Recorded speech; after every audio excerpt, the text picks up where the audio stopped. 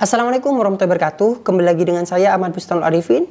Untuk kesempatan kali ini saya akan menjelaskan informasi bagian kedua dari penjelasan RUU ASN yang telah saya jelaskan pada kesempatan sebelumnya. Misalnya Bapak Ibu belum lihat, silakan cek saja di kolom deskripsi di bawah atau nantinya saya akan berikan di kolom pin di komentar. Bagi Bapak Ibu yang ingin berkomentar atas apa yang saya sampaikan, silakan komentar di kolom komentar di bawah ini. Nah, sebelum kita ke informasi, alangkah baiknya Bapak Ibu bisa like, comment, share, dan subscribe channel saya. Kemudian Bapak Ibu juga bisa join di grup Telegram saya di ST Radio Aba Channel. Atau Bapak Ibu juga bisa follow TikTok dan Instagram saya di @abarifin_. Kali ini Aba Channel telah memiliki sebuah website yang Bapak Ibu bisa kunjungi nantinya di www.abachannel.com. Langsung saja kita simak dan kita bahas berikut ini. Nah, di sini Bapak Ibu saya akan menjelaskan pasal 87 ke bawah, karena untuk pasal di sini pasal 56 saya sudah pernah jelaskan kepada Bapak Ibu semua, dan kelanjutannya di sini adalah pasal 87. Kita lanjutkan saja Bapak Ibu penjelasannya. Pasal 87, PNS diberhentikan dengan hormat. Nah, ini dengan hormat karena meninggal dunia atas permintaan sendiri, mencapai batas usia pensiun, perampingan organisasi atau kebijakan pemerintah yang mengakibatkan pensiun dini, atau tidak cakap jasmani atau rohani sehingga tidak dapat menjalankan tugas dan kewajiban, misalnya sakit parah dan sebagainya, tentunya dengan bukti-bukti yang menguatkan.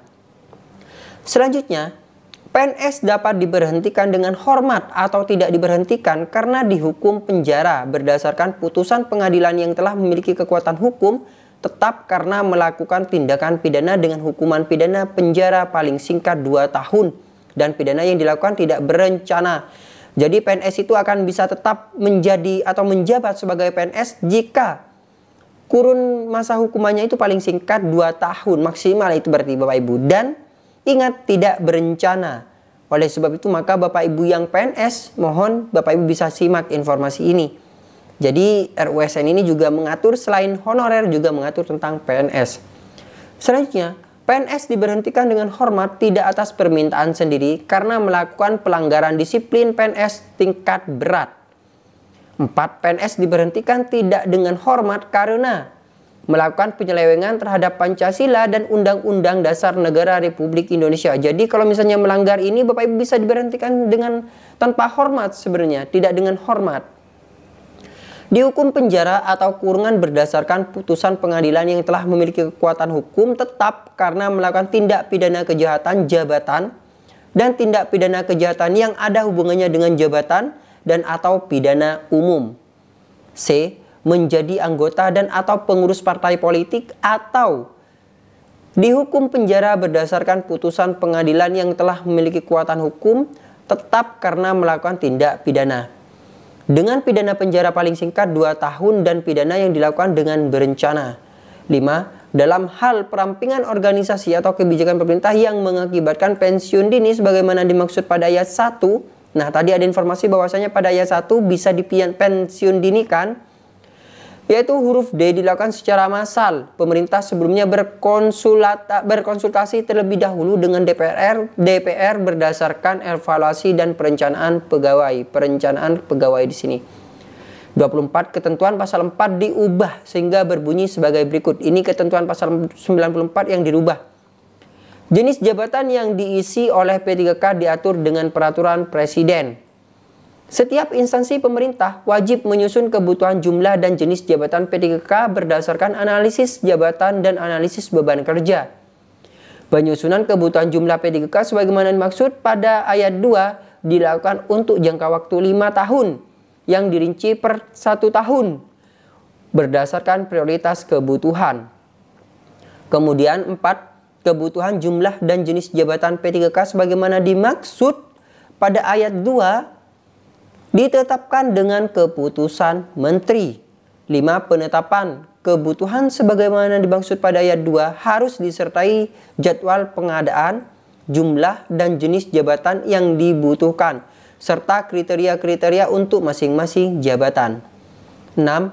Penetapan kebutuhan sebagaimana dimaksud pada ayat 2 menjadi dasar bagi diadakannya pengadaan P3K. Nah, perekrutan P3K.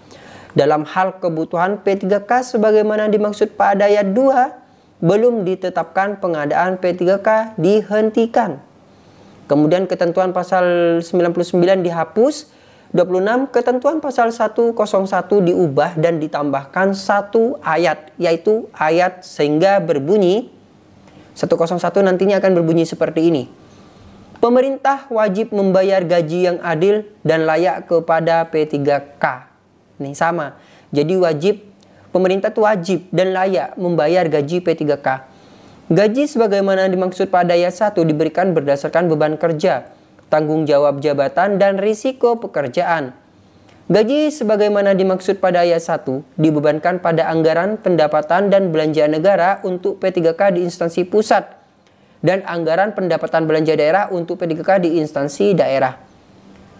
Selain gaji sebagaimana dimaksud pada ayat 1, P3K dapat menerima tunjangan dan fasilitas sebagaimana dimaksud pada pasal 80 ayat 2.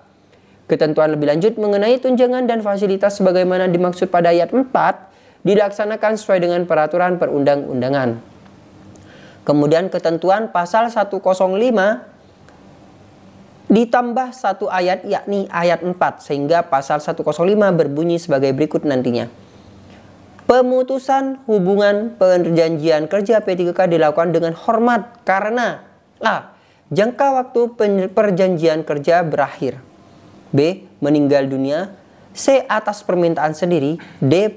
Perampingan organisasi atau kebijakan pemerintah yang mengakibatkan pengurangan P3K, atau tidak cakap jasmani dan rohani sehingga tidak dapat menjalankan tugas dan kewajiban sesuai dengan perjanjian kerja yang disepakati. Kemudian pemutusan hubungan perjanjian kerja dilakukan dengan tidak atas permintaan sendiri karena dihukum penjara berdasarkan putusan pengadilan yang telah memperoleh kekuatan hukum tetap karena melakukan tindak pidana dengan penjara paling singkat 2 tahun dan tindak pidana tersebut dilakukan dengan tidak berencana. Di sini pemutusan hubungan perjanjian kerja dilakukan dengan hormat. Ini dengan hormat Bapak Ibu, masih Bapak Ibu. C. B. Maksudnya melakukan pelanggaran disiplin P3K tingkat berat atau tidak memenuhi target kinerja yang telah disepakati sesuai dengan perjanjian kerja. Jadi bagi Bapak Ibu P3K itu bisa dihentikan jika tidak memenuhi target untuk perjanjian kerjanya. 3. Pemutusan hubungan perjanjian kerja P3K dilakukan tidak dengan hormat. Ini tidak dengan hormat karena melakukan penyelewengan terhadap Pancasila dan Undang-Undang Dasar Negara Republik Indonesia tahun 1945, dihukum penjara atau kurungan berdasarkan putusan pengadilan yang telah memiliki kekuatan hukum tetap karena melakukan tindak pidana kejahatan jabatan atau tindak pidana kejahatan yang ada hubungannya dengan jabatan dan atau pidana umum. C. Menjadi anggota dan atau pengurus partai politik.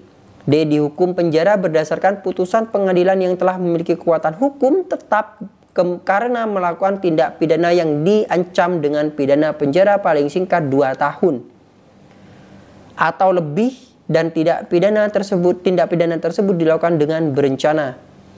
Dalam hal perampingan organisasi atau kebijakan pemerintah yang mengakibatkan pengurangan P3K sebagaimana dimaksud pada ayat 1 huruf D dilakukan secara massal.